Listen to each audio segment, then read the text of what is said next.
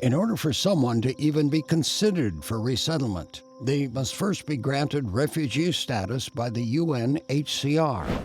The UN collects identifying documents and performs an initial assessment and may require iris scans. Then the refugee has to wait.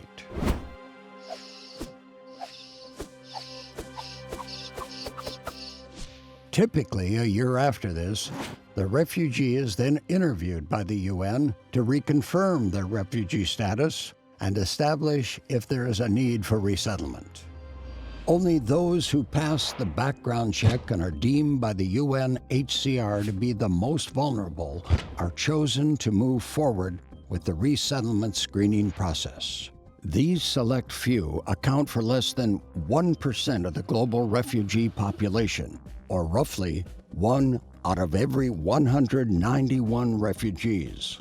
This part of the process typically takes several years, and if anything in your personal status changes during that time, the entire process starts over.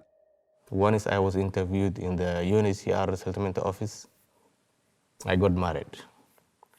Then my case has to be returned to the UNHCR again, restart again. Then once I got to the embassy, I got one child. Then I have to restart again.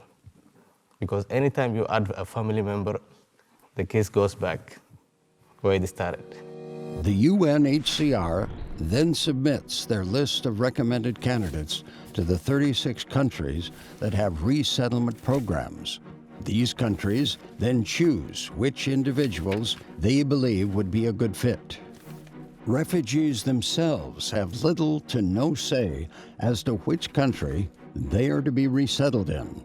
Once the United States selects a refugee for possible resettlement, they are then put through the U.S. screening process, which is the most rigorous screening for any individual looking to enter the country. Additional identifying documents and information are compiled into a file for the applicant's security checks and biometric screenings. The candidate is then screened by the National Counterterrorism Center, the FBI, the Department of Homeland Security, and the State Department. The Department of Homeland Security also performs an enhanced review of all the refugees from Syria. And if at any time new information is provided, the entire process is repeated. I have to be very cautious about not asking too many questions in a row because it reminds them of all the interviews that they'd had before that were frightening and that were, powerful, because if they blew it, they couldn't come. Fingerprints are then taken and screened against databases of the FBI, the Department of Homeland Security, and the U.S. Department of Defense. If at any time security concerns arise, the process is halted and the candidate is rejected. Otherwise, the process continues. The next step is a medical screening where candidates can also be rejected for a variety of medical reasons. And after you have done the medical process, then there is a lot of background checks that you never know what's happening. The background check cleared, medical can expire, and you have to restart again. So this two entity, puts people to wait 10 years, 15 years. If the medical screening is passed, the refugee begins resettlement preparations, including cultural orientation and determining what would be the best resettlement location for them.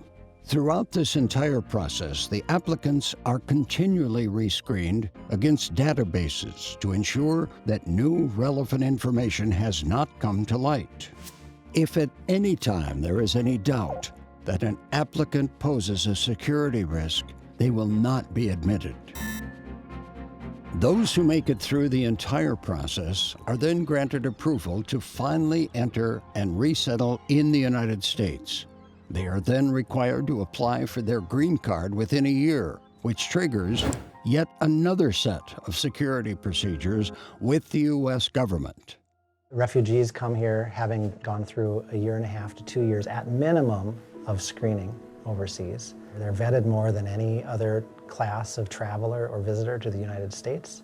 In one appointment, they give you 5 months and again another 5 months, even a year. We stay with the interview for around 4 years. After that, they transfer our document to U.S. Embassy.